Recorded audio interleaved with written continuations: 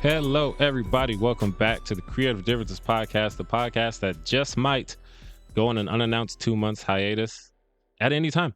My name is Dallas, a.k.a. Him Halpert, a.k.a. Hacksaw Him Duggan, a.k.a. Himmy Neutron. And boy, do we got a lot of things to talk about today. Hi, my name's Gaby, and for once, I'm not entirely here just for the vibes. Oh, look at you. I'm Cassie, and man, it's like I don't watch much, but when I do watch stuff, I learn some things about myself. Can't wait for that. And I'm Demi, and for once, I've only watched one of the things that we are reviewing today, so I'm hoping to pull a Cassie and just disappear after I'm done reviewing my thing. Welcome to another Crazy episode of the work. Creative... I know, right? It's a first, guys. Welcome to another episode of the Creative Differences Podcast, your one-stop shop for movie reviews, Fancast Fridays, Throwback Thursdays, and a number of other pop culture-related items. I'm surprised I remember how to say all that. Today, we will be reviewing, dear God, Eleanor the Great, Him, The Long Walk, Alien Earth, and Chief of War. Yep. So many things. Welcome back, Mhm. everybody. Before we do all that, please like, please share, please subscribe, please comment, do all that nonsense, because maybe that will incentivize us to not disappear for months at a time. Or we can at least find somebody who can edit when I'm busy working. Yeah. Or then next time we'll just tell you if we're going to be gone for a bit. To be fair, we may have been gone for 2 months, but we're coming back swinging. We are. Yep. Mad reviews, and everybody's here. Yeah. Sure. When's the last time That's y'all it. Yeah, heard that's from crazy. Gaby? Yeah. I Never. was trying to make it today really hard. All right, guys.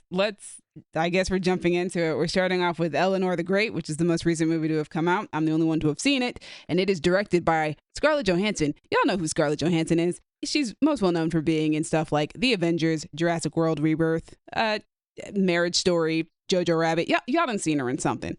Yeah, this is her directorial debut for a feature film.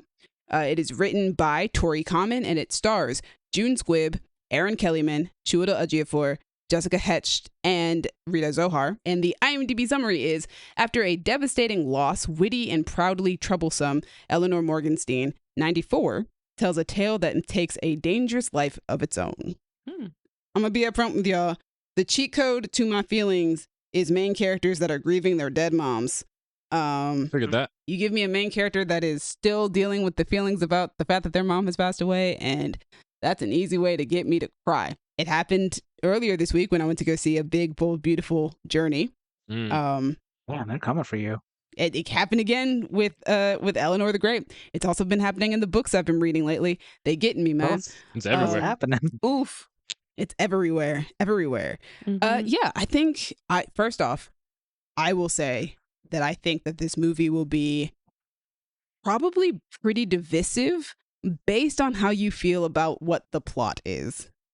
All right. Because even I went into the movie thinking I knew what I was getting into, and then the plot kicked in, and I was like, this is not what I thought I was getting into. Oh my gosh, this is, Oh. wow, here's what we're doing this is what wow. Okay. I've seen a lot of divisive reviews. It's been really fun. I've actually been reading a lot of reviews for this film just to see a lot of different people's like perspectives on it. And yeah, it's pretty divisive based on how you feel about the plot, which therefore probably informs how you feel about the characters and stuff like that. Personally, I think once the plot kicked in, once I knew what the plot was, I was like, oh, I know exactly how this movie goes. I know where we're going. I know what inevitable plot points we have to hit. However, that's never necessarily a negative to me. It matters more so how you execute the things that I know that you're going to have to execute. Right. I think that Scarlett Johansson did a pretty good job with directing this movie. I think what you can tell most from her directing of this film is how good of an actor's director she is. Which she should be. She's been acting since she was a child. That's the craft that she has mastered, and now she's trying directing. I think that she just pulls out like these really beautiful performances out of an already very talented cast. Nice. I think June Squibb gives one of my favorite performances of the year. Her character makes a mistake that a lot of people might consider unforgivable in this movie. Ooh. Uh-oh. But the character never, like, I think the character is consistently likable and charming and like very funny and also very sincere. And like, there's a level of like, I think the movie does a good job of, if you are able to move past what that mistake is, I think the movie does a good job of showing empathy to this character and giving us an understanding as to why she makes the decision that she does. And I think that's very important because I feel like this movie, not just being about grief, is also about empathy, and not necessarily like saying that what was done is justifiable, but also like you can understand a person still without having to justify their actions. Also, Erin Kellyman, my girl, love her to bits. Y'all know I love me some Erin Kellyman. Yep. Phenomenal. Another one of my favorite performances of the year. Like, she's so underrated. She should be like one of the brightest stars in Hollywood right now, and she's not. And I need her to be because, God, she's so good. There's just like a full scene of just her crying. She doesn't say anything. She just cries. And I'm just like, God, you're amazing. Why are you so good? Her performances are always so like relatable and genuine. And she's just such a great actress. And it does my heart good to know that I was reading an interview with the casting directors of this movie. And man, it made me so happy that like they were like, yeah, well, Erin gave an amazing audition. But on top of that, I had recently been watching a movie that she had just done, and I'd been watching Willow. And I was like, yes, that's it. That's it right there. Right. Jade has for the last few years now has been like, to me, the best character that Erin Kellyman has gotten to play because of the amount of range that she was able to show in that role. And I think that her character Nina in this movie kind of like is competing for the best. It might actually be her best role, to be honest. It's probably her best acting performance, honestly. Even though Jade is my favorite character she's ever played. And then I got to mention Rita Zohar, who gives a stunning performance as the character Bessie, who is a Holocaust survivor, and the actual actress is also a Holocaust survivor. Oh, goodness. Just incredible work. And I can't say much more about that because then I'd be spoiling things in the movie, and I don't want to do that. But yeah, like I said, I think like the story is predictable. You know where it's going, but I think it's got so much heart in it. And I love that, man. There's so much heart, and like it really got me in my feelings. I like was crying and sniffling by the end of the movie. I heard other people in the theater also crying and sniffling. One of the things that I love about movies is that like they give you the opportunity to explore like stories and situations that you would like typically write off, or like maybe you'd hear about a person doing a thing and you'd be like, yo, that's trash, bro. I don't want to hear any more of that. But like movies give you the opportunity to actually explore those things and like feel what the characters are feeling and through that. Yeah. Without any sort of like, I don't know. You get to explore humanity and feelings and stuff like that you probably otherwise would not get to explore. And that's, I think, one of the great benefits of movie making. Having a space free of consequence. Like, you just watch the movie, you sit with it, you think about it, but ultimately, like, it's not really, like, this is fiction. Hope that's never happened. Yeah. There's a conversation I about think that going on with Gen V right now that we can talk about off mic because we're not talking about Gen V today. Or we can wait till we review it. Yeah. I feel like Scarlett Johansson did what she set out to do. I've seen a lot of people say that they hope that in her next directorial attempt that she makes some bolder choices with her directing. And I can see what they mean by that. But also, like, I don't mind that she went like a more simplistic route with directing this movie. Yeah. There's a line in Hamilton that says, who lives, who dies, who tells your story. And I feel like that's a theme that's heavily weaved in this movie. I think it's a very interesting thread to weave in this film about grief. And also, I think it leaves you thinking about that question, especially in consideration of what the actual plot is.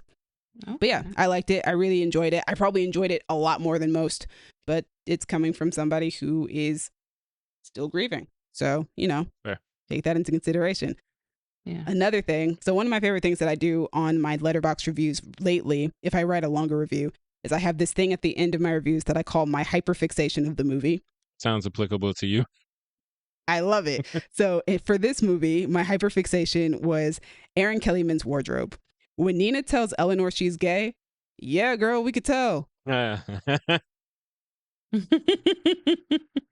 she dress like you? I'll just not really, like, nah. Sometimes yes, but like nah.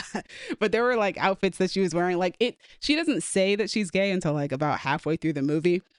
Mm. But like even before then, I was like, your character's gay, right? Like you're not dressing like this for kicks. Like you're Real recognize real, man. I was like, y'all borrowed some of this from Aaron Kellyman's closet or something, right? What? Cassie, are you good? You're making some faces up there. I'm fine. Okay, cool. Just making sure. Just want to check on you. But yeah, I liked the movie. I thought it was very heartfelt. Got me in my feelings. Got me thinking about grief. Also, their portrayal of old ladies, fantastic, on par. I know because my grandmother lives right next door. So, Yeah. Shout out to old ladies. and that's it for me. I'm about to disappear into the background. Woo! Fade into that I mean, head. not woo, but like for once you get to chill. Yeah, Gabby's like, Get get going. out. I'll see you guys at the end of the episode. Gabby said, get. All right. We're taking it to the opposite side of the spectrum. Black football players and weird horror movies. Him. It is Yeah. directed by Justin Tipping, who wrote and directed the movie Kicks. I don't know. I didn't see it. It was written by Justin Tipping, Skip Bronke, and Zach Akers. Skip and Zach created the show Limetown. I don't know. I didn't see it. And the movie stars Tyreek Withers, Marlon Wayans, Julia Fox, and Tim Heidecker. There's also other people. These are the main ones. Oh, Jim Jeffries is there, the Australian comedian. That was super random. Julia Fox is in it? Julia and Fox Jim Jeffries, is- what are you doing here? There's a random cast. Yeah, Julia Fox in there, being weird as she does. IMDb the only summary part that is sorry, go ahead. a young athlete descends into a world of terror when he's invited to train with a legendary champion whose charisma curdles into something darker. Yikes. So I've been very, very, very much looking forward to this movie, and I was disappointed. Is the movie bad? What? I don't think so. Is it good? I don't think so. It's Oh no. but it's weird. It's not like a. I can't say it's meh or it's like fine because it swings. It takes some big swings, and I admire that. I really want Okay. to like this movie, Oh. and there are good things about it. First thing I'll say, and I've been saying this a lot to anyone who will listen, is that I feel like this movie's in an interesting position of trying to cater to two audiences. So, like, if you picture a Venn diagram, on one side you have football fans, specifically black football fans, who probably don't watch a lot of like weird horror, like A24 neon type horror movies. And then you have the people who are into surreal horror, a lot of whom probably don't care too much about football. And you got to get that middle ground. Interesting. And I feel like if the movie was executed better, it would bridge that gap better because you have people who just like, I don't care about football, but this is a dope movie. Or, you know, that was a little Yeah. weird, but I rock with it. And I'm kind of Got the it. middle ground. I don't watch a lot of I was weird gonna say surreal that horror. does kind of feel like you. Yeah, I'm what you could aim for that middle ground of an I audience. feel like you and I should have seen this together. That would be interesting. I would love to hear your thoughts on it. But it does some interesting things, and it does things well. Like, Marlon Wayans is great. Tyreek Withers is great.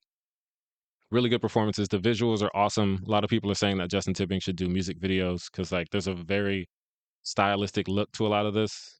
Mm. He does this, like, weird Mortal Kombat thing sometimes when he shows the injuries, like an X-ray vision. Oh no. Cool. Yeah, which is super dope, but also through the lens of football, it's even more like visceral because these are football injuries that happen. I'm like, oh, I don't like that. Yeah. But yeah, visual, it's great. Performances are really good. The story in the script is like, I think you nailed a lot of the football stuff. It says some interesting things. A lot of people who watch football and are aware of it compare the scout combine to like basically an auction block.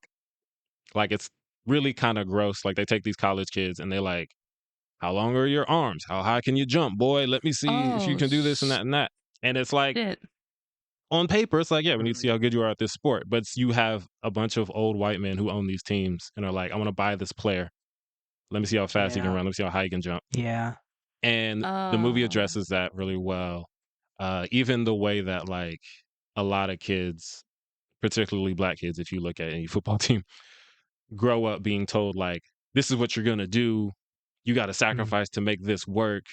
The movie actually uses the term grooming toward the end about, like, we groomed you to be this champion, blah, blah, blah. And yeah, Interesting. like, little kids who are like 6, they're being told, like, oh, you know, get back out there, be tough, be strong.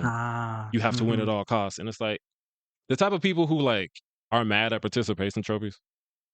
Got it. Okay. And that always pisses me off because it's like, okay, you're upset that a 7-year-old got a trophy and didn't win, But you're like, oh, the kids are soft these days. But okay, you're 37 and you're mad that a child got a piece of metal. Who's really soft Not to here? mention, the children didn't come up with that idea, Right. They weren't like, give me a So trophy. a piece of metal. It's a piece of plastic, most likely. True. right? Like, But yeah, they just handed it to yeah. him. But that is They took you to Shakey's and gave you a piece of plastic and called it a day. right. Like, let the kids have a little piece of plastic in their pizza. Weirdo. like the kids worked hard anyway. You know what I mean? Mhm. It's not like Yeah. no one didn't try. And they're children. But I'm getting And they're slightly children. off topic. Go on. Yeah. The movie gets really, I don't even know how, like, it's so close to being a movie that I like. And there's just some things about the execution, especially toward the end, where I'm like, we are off the rails, guys. And it goes into this like surreal, like, oh, this is a nightmare sequence. And then this thing that happened that was exactly like Mhm. that is not a nightmare. So I'm like, wait, did the other thing happen? Oh, I don't know. Interesting. And then Marlon's very good, but sometimes, and this might just be how I see Marlon as, you know, funny. the comedian. Sometimes it ventures into like, you're acting so crazy, I can't really take you seriously. Hmm. And, you know, I don't know if that's a directing thing or a writing thing. My biggest issue is some of the writing choices and the way that, like, where the story ends up. It's almost like, yeah, I get why this ended up here from where we were going, but it's just like something about how you did it. It just didn't work for me. And I wish you would have done it differently. Yeah, it has the ingredients to be a good movie. To use a football analogy, it's like it was a great play. You did a really good play, and then you fumbled at the end. And now we're just going to remember that you fumbled because you didn't score. The other team has the ball now. Yeah. But yeah, it's not bad. And I will say this: I feel like a lot of times when I watch, and I almost struggle to call this a black horror movie because the cast, like the stars, are black, but Justin Tipping, to my knowledge, is not. But movies that, if you look at this movie, like, oh, yeah, black people everywhere. Soundtrack is fire, by the way. I want those movies to get the latitude that white weird horror gets, Mhm. because white horror movies will do all kind of weird nonsense, and if it Yeah. doesn't make sense, people will be like, you know, it's just The vision. the vision, it's the creativity. Yeah. Like, I've heard people who are, and this isn't Ari specifically Aster can horror, put a giant penis monster in his movie and it worked. People rock exactly, with it. and obviously not everyone's gonna be down with that, but some people were like, you know, that's Ari being Ari, man. Like, I've heard people talk about David Lynch movies don't make sense, but they're so good. And then I've heard people talk about Us didn't make sense toward the end, so it's a bad movie. And I'm like, They're more forgiving with well, they're less forgiving with people of color, essentially. yeah. Right? And I want, like, yo, if you're going to be down for some weirdness, be down for some weirdness. Mhm. Yeah. Which I'm not saying that people are doing that with this because, you know, they didn't execute it all that well. But in general, give us our grace as blacks. But yeah, that's him. A little disappointing, Alright. but it looks good. Justin Tipping, keep it up. Do this visual stuff a lot. Mhm. All right. All right, Dallas, what's your next? You got another one, I know. Me and Cassie gonna talk about The Long Walk. Woo. What a movie. What a depressing They ass movie. They Walking. The Long Walk is directed by Francis Lawrence. Francis Lawrence, you may know Oh. as Is he the director Hunger of Games dude? all the Hunger Games except for the first one. Yo. Yeah. He also directed I Am Legend, which leads me to the question, Francis, are you good? We need to have a Yeah, talk. I gotta start asking, Listen, are you good? he likes a dystopian movie, it seems like. He likes a Apparently, Hold on dystopian yeah. now. movie. This is also the same man who gave us the "Rock Your Body" by Justin Timberlake music video. That's so true. He was the has music video range. director. He definitely has range, but I'm looking at his filmography choices like, hey man, you good? We'll talk about it. The movie is written by J.T. Malner, who wrote and directed Strange Darling, which is why I mentioned Strange Darling off mic. Hmm. Movie stars Cooper Hoffman, David Johnson, Garrett Waring, Toot Nyut. I should have looked up how to say that. I'm sorry. Charlie Plummer, Ben Wang, Roman Griffin Davis, shout out Jojo Rabbit, Josh Hamilton, Judy Greer, and Mark Hamill as the Major. And it's based on the 1979 novel of the same name by Stephen King under his pseudonym, Richard Bachman, which, fun fact, is not the first book he published, but is the first one he started to write because he wrote it in college when he was 19. What a man. IMDb summary says, a group of teenage boys compete in an annual contest known as the Long Walk, in which they must maintain a certain walking speed. Okay, so I'm not going to finish it. But it's one of those things that's like, if you can go in not knowing, it's great. But if you see any marketing, you're not going to not know. And I don't even really think Fair. there's a way to talk about it without saying it. Oh, well.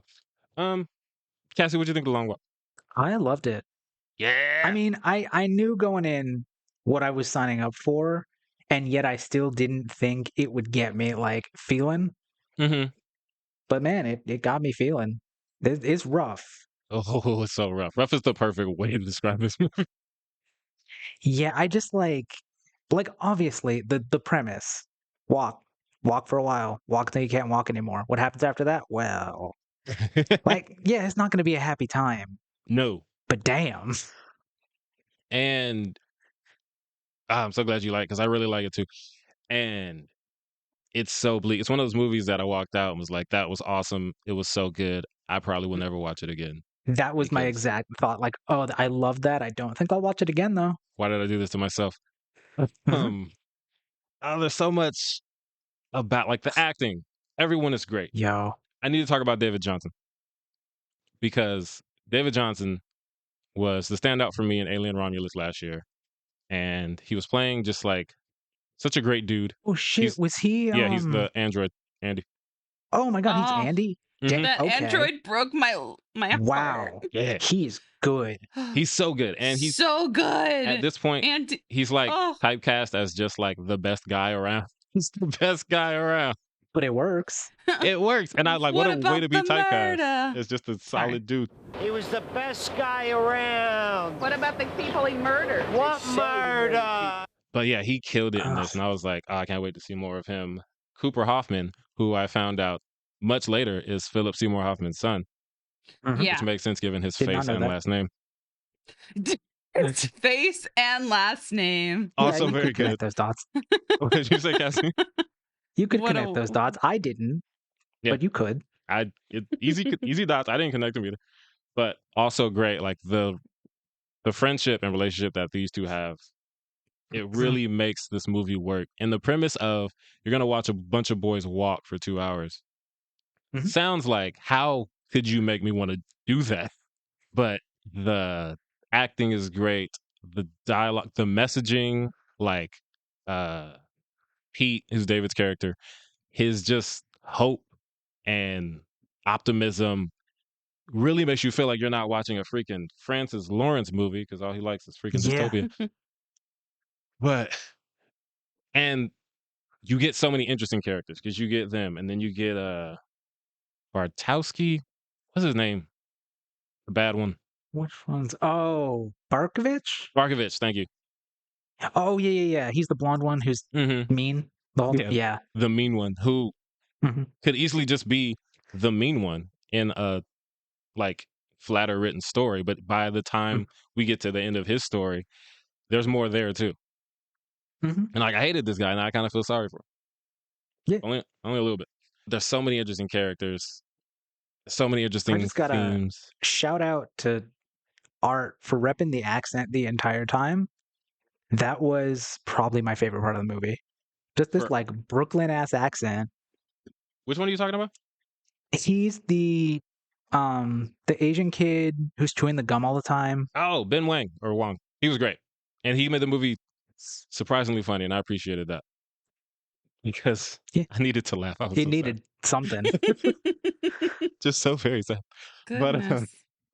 Yeah, he's great, and it honestly, it feels like a war movie, and I don't really watch war movies because It does. it's It just so does. Life much. sucks But you have this enough. group of young dudes together, and they're like, "We're gonna get through this." You know, they're not all gonna get through this, Mhm. but they bond and they come together in this way that when one of them goes, it's like, you feel it. And there's a line Yeah.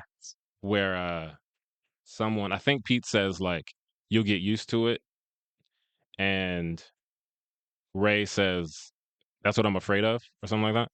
Mhm. Oh, And I was like, shit. them niggas was right. And J2, you put your foot in this, JT. Oh. And I gotta say, Judy Greer, she needs to change her name to Judy Tears, because she had me in there. Oh, Eyes damn. watering. When trying Oh, to find eyes him later. watering. Dallas. Mm. That never happens. So it happens rarely, but it does happen. There's a scene in there when she's Ray's mom. She's the main dude's mom. And we haven't really given any kind of backstory or setup, but the long walk is 50 boys, one from each state, and they walk. You can't walk no more, basically. And it's Ray's home state, probably why he's the main character. And he sees her at some point during the walk, and it's been long enough that like his feet are bloody, his shoes done fell apart. He's going Yeah, I through think he it. lost his shoes already at that point. Yeah, and she sees him, and like the way she reacts to just seeing his feet, like the pain, and then when he sees her, oh man, when he starts running toward her, and then like her whole reaction, I was just like, why'd I do this to myself? Why am I here? Aw. But it's so good. Like they need an Oscar for like best single scene that ripped everybody's heart out, and give it to Judy Greer. I don't think I'd give it to that one in this movie, but I respect it. Do you have one that you can say without a spoiler? I mean, I think the line is, "I did it all wrong." Oh man, that hurt. Oh, that hurt. So much of this movie is just that hurt, but it was so good. Yeah. Damn. It's so good. It's such a good movie. I'm glad we're on the same page. And there's just everybody in it is so good. And one thing that I'm going to talk about Mark Hamill. One thing that Mark Hamill talked about in a podcast I saw he was on with Mark Maron, he talked about the way the movie does violence. And to be honest, I think he kind of undersold the violence because he says that first one is like the most like in your face. And then after that, they don't do it as much like that. And that's not entirely true, man. No. But I see what he means because that one was very like, oh my God, we're here now. Yeah. But I don't know, maybe he didn't see the final cut before he said that. But Mark Hamill's great. Good Lord. He said that this is his most evil character, which is funny to me because, Ozai, the Joker. But he might be right. He's got some evil He also plays Skeletor in Masters of the Universe. Skeletor. He's played so many like iconic the villains. embodiment of evil. There's something about telling these boys to sack up like 10 different times and then shooting them. That's just like, yeah, you're garbage. What? He's a bad he's a bad man. Yeah. Damn. He's a bad man. Also, last thing I'll say is that talking about my experience watching the movie, there was this group of teenagers sitting next to me. And oh no. Yeah, I'm never a fan of that. Because, like sometimes they're going to be talking, making jokes, blah, blah, blah. Especially a movie like this that's super serious. And toward the very, very end, the last pew pew, I'm hearing to my right what kind of sounds like snickering. And I'm like, what oh no, could have possibly... this kid's a psychopath. Because there's nothing you could finally there's nothing you can find humor in this moment. And I I turned a little bit, get my peripherals going, look at him. This boy was sobbing. Oh no. He was poor baby. Like oh, I almost would have pat him on the shoulder, like, "Yo, bro, we're gonna be all right, man." He was going through it. Like, I don't know if you guys seen that gif of the guy with the earphones in, and he's like sitting at a desk, and he's crying super loud. Like, it looked like that. I was like, "Oh, I'm glad you're sobbing and not laughing, because I'd be worried about you." Boy. Now I'm just like, "Oh, you're gonna be all right, kid." Dallas is glad you're in pain, child. You should be. It was a painful moment. Yeah, like the credits rolled, the lights came up, and he was like composing himself. Yeah. Damn. But I get it. Yeah. Great movie. Okay. Yeah. So before we move luck, on, guys. I know Dallas wants to talk about Francis Lawrence's need to make apocalyptic movies, but personally, I want to have a conversation with him about all these '90s R&B music videos that he directed. What a range to have. right? There's so many of them, but I also want to thank him for the "Someone to Call My Lover" music video by Janet Jackson. Yep, love that video. "I'm a Slave for You" by Britney Spears. Did that. He did that one? Wow. Apparently, he did "Whenever Wherever" by Shakira. Ooh, that's a good one too. Better, or did the world get worse? What happened? Oh, it got worse. He also did "Black Suits Coming, Nod Your Head" by Will Smith. Wild. Thank you for that, sir. He also did "Cry Me a River." He did "Skater Boy" by Avril He did Lavigne. Cry Me a River? He's the Jenny one from that the- did that? "Jenny from the Block" by Jennifer Lopez. Oh, that one's a classic. He also did oh my gosh, "I'm Like a Bird" by Nelly Furtado. Like who is this man? "Independent Woman" Part 1 by Destiny's Child. Ooh. Yo. Okay, range. "Waiting for Tonight" by Jennifer Lopez. Waiting Come for on, man. Tonight. Francis got some heat. Okay. He's got some heats under the music, and that's only "Buttons" by the Pussycat Dolls. Wow. Ooh. Bruh. He Damn, did he "Bad really- Romance" by Lady Gaga. Damn, he's crazy. iconic. His last ever music video was "Run the World Girls" by Beyonce. Oh my Holy. goodness. Okay, Francis. What a way to That's go why they out. were like, you know what? Yeah, you can direct movies. And then he was now. like, I want to watch kids kill each other. He's like, Hunger Games. He you're also up. directed "Water for Elephants." Yeah. Oh, damn. Yeah. Man's The got Rob range. Pattinson movie. And Constantine, starring Keanu Reeves. He also did "Slumberland," which I have seen. Constantine? I love that movie. This might be the most, I don't know, eclectic, versatile Yeah. man.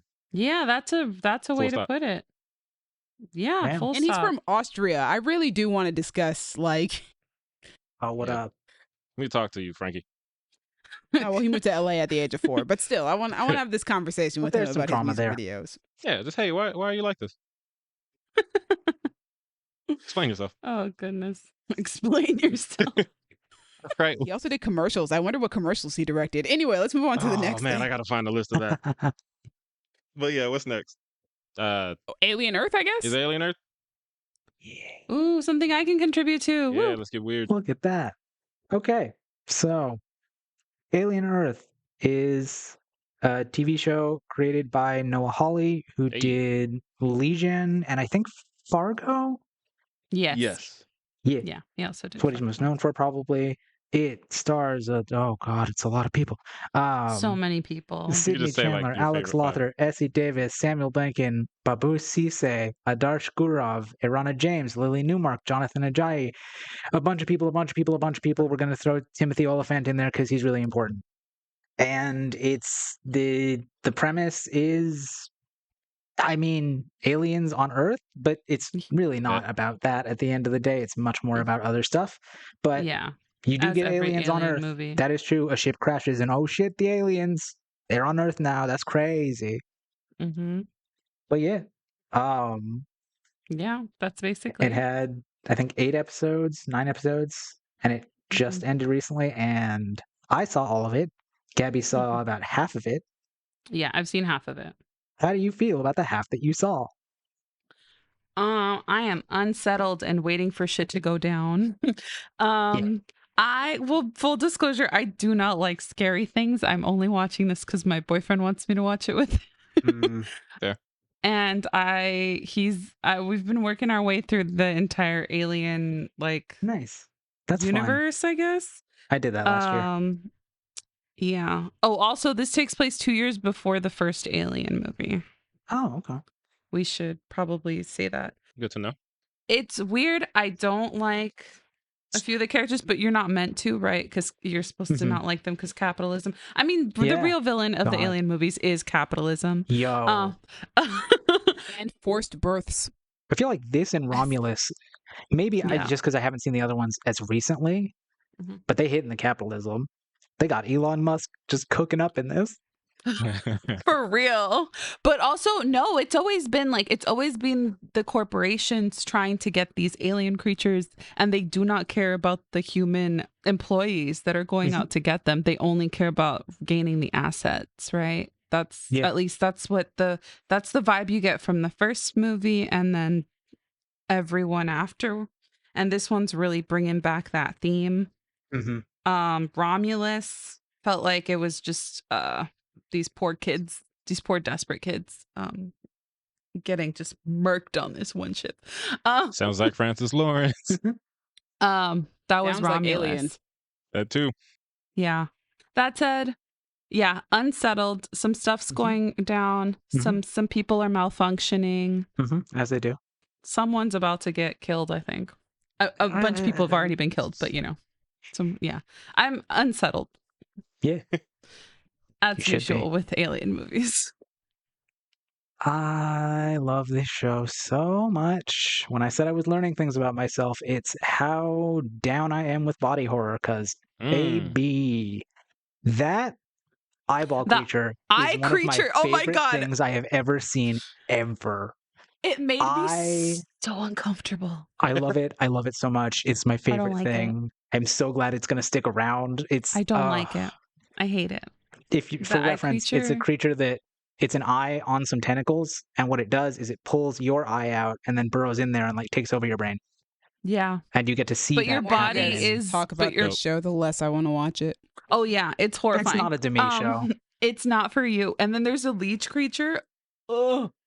Oh yeah. No, And then thank you. I Oh, you hate haven't it. gotten to the flies yet. That shit's nasty. It's I don't the want show to. is I'm not excited disgusting about every it. episode, Oh and yeah, it's the best. flies that are in that cocoon thing that we don't even know what it is yet. Yeah, Oh, the thanks. I cocoon hate shows it. up at the end. I feel like that was a little underwhelming, but No, I no, love not the this show. cocoon thing. Like the flies are in like the hive right Oh, yeah, now. yeah, They don't know yeah, what's that'll- in there. that'll They happen just later. like have it. Yeah, I know. I've seen the beginning of that scene Yeah. where like Darwin goes in there. Yeah, no thanks.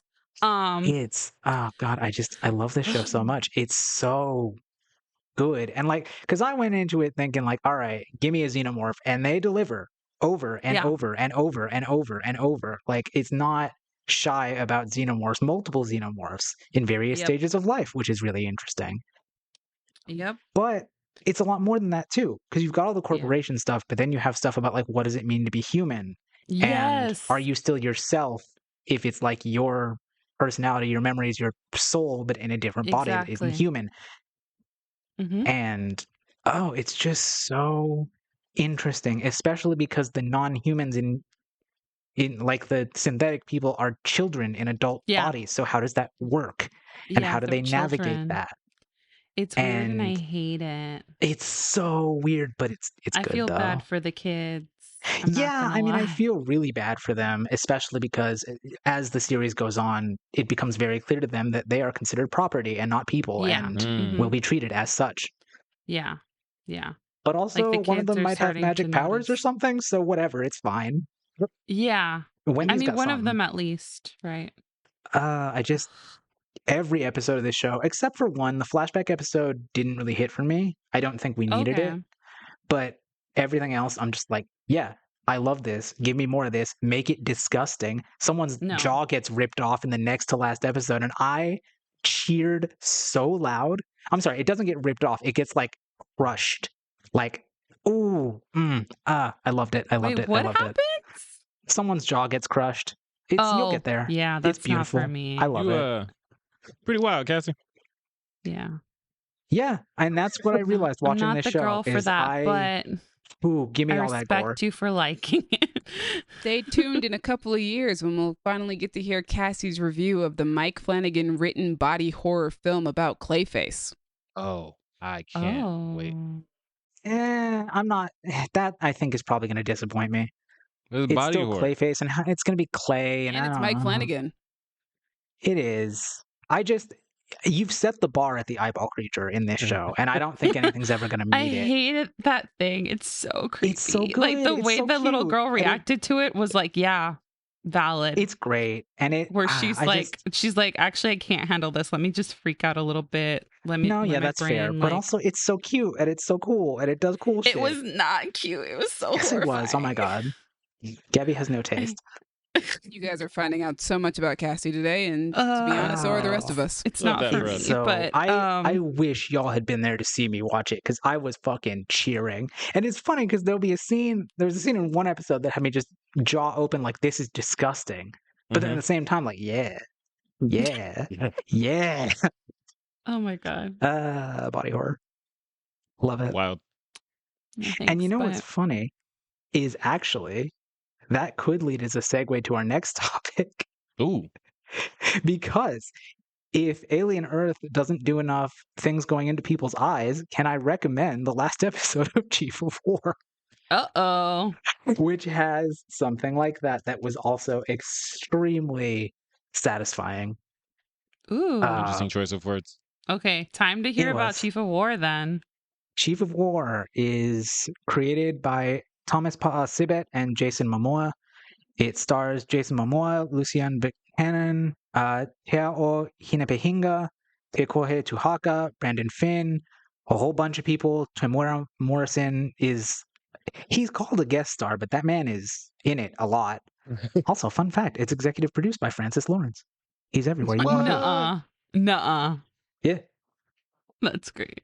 But basically, it's based on true events, but it's about the 4 kingdoms of Hawaii in a war, and it follows Jason Momoa's character, Kaiana, who is trying to find his place in that and settle things, and also foreigners show up at some point.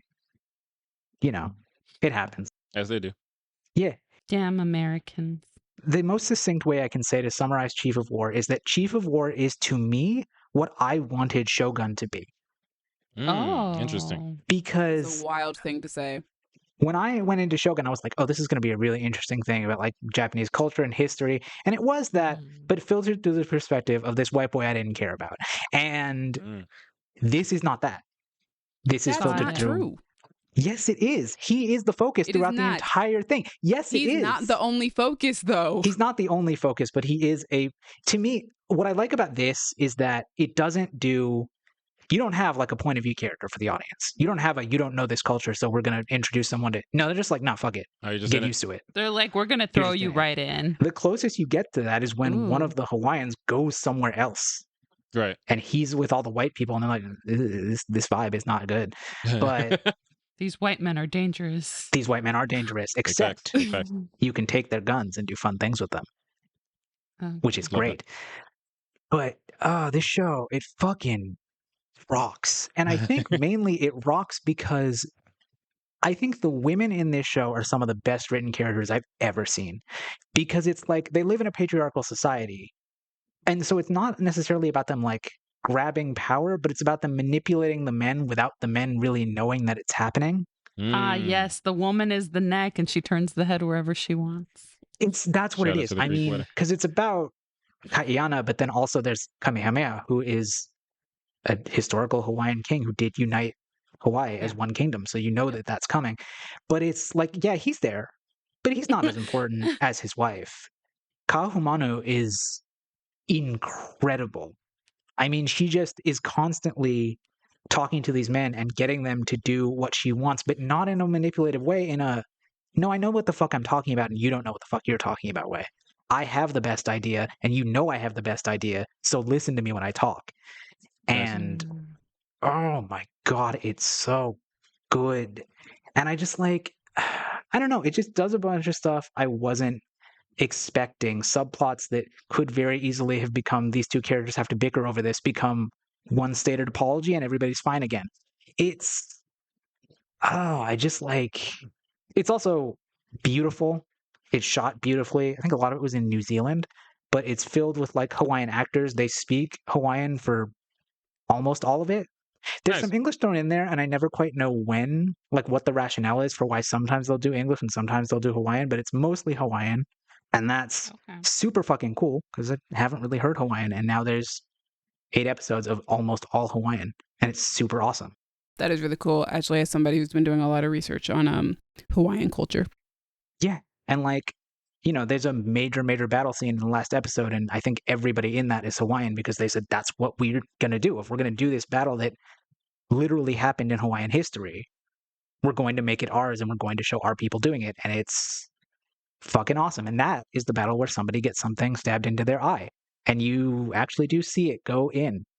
Like, I thought they were going to cut away, and I was like, oh, no, we're doing it. We're doing it. Yeah, we're fucking doing it.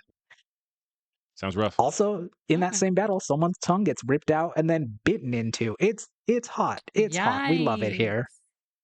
Hot, huh? It's hot. All right. Okay, listen. Jason Momoa is hot. and then he goes over, rips this man's tongue out, and just takes a bite out of it and tosses it aside. That's hot. You can argue Hey, with the wall. girl, I don't give you a know, fuck. do your thing. Whatever. If you like it, I love it. If you Yeah, like trying it, to- I love it. Trying not to yuck anybody's yum out Yeah, here, we don't but do I that. do have I have additional questions. And I am happy to provide answers anytime. But yeah, I just like this show is so good, and it's so interesting to see. It's historical fiction, so I don't know how much of it is accurate, but it's just interesting to see a story that I don't know anything about that to some extent actually happened, represented and told, and it's really beautiful and really an exploration of Hawaiian culture, and I would highly, highly recommend it. I think it's really great, and I don't know, for a show called Chief of War, the Chief of War wasn't really all that much of a focus, and I think it was better for it. Nice. Okay. All right, guys, those are all of our reviews. Before we head out for the day, I'm going to ask you guys this question that I asked you guys the last time we did one of these episodes, where we haven't really gathered up any news in pop culture for Right. today's episode. However, I want to know, has there been anything that has popped up recently that you are super excited about in the upcoming future? Ooh. Mm. Most of the news I read is bad, so All right, well, then I'll start us off. Yeah, do we that. just got a trailer for the Mandalorian and Grogu movie, which comes out next year. Obviously, I'm very excited as a Star Wars fan. Also, was very excited to see that it was not the same footage that I saw at Star Wars Celebration, which is very cool. But yeah, I really like that show. Love it to a certain extent. And I'm really excited to see what Jon Favreau does with a movie of these two characters. I love my baby boy Grogu, and he's the cutest thing. Maybe not the cutest thing in all of Star Wars, but he's definitely fighting as the cutest thing. There's a competition definitely going. Yeah. We just got a new trailer out for Wicked for Good, which is coming out in November. So obviously super stoked for that. Fandom is going crazy in the club right now, and I love watching it. I love being a part of it. It's very, very cool. Oh, it's not new at all. It's actually very, very old. But Perfect Blue is coming to theaters, and I'm going to watch it. And this is an anime movie that I've never seen, but the weeb homies are like, yo, it's great. It's amazing. I love a good psychological thriller, and I've been wanting to watch more like animated horror, which is not a whole lot of a thing in Western animation because we're like, it's for kids, scare the kids. But Japan is like, nah, bro, draw that fear. So yeah, shout out Perfect Blue. Everybody who's seen it tells me it's great, and now I'm gonna be one of those people. nice. Critical Role Campaign 4 is starting in the next few days as of this podcast coming out, and I am super excited for that, obviously. And there's going to be a change of format. Matthew Mercer, who is usually our DM, is now a player, and Brennan Lee Mulligan will be DMing. Oh, And yes. I do love when Brennan DMs. He's very, very good. I love all the stuff that he's done for Critical Role so far. And I'm usually very inspired while watching him DM to like actually play D&D. I mean, I am when Matthew Mercer is also DMing too. Man, the stuff he writes, sometimes I'm just like, how?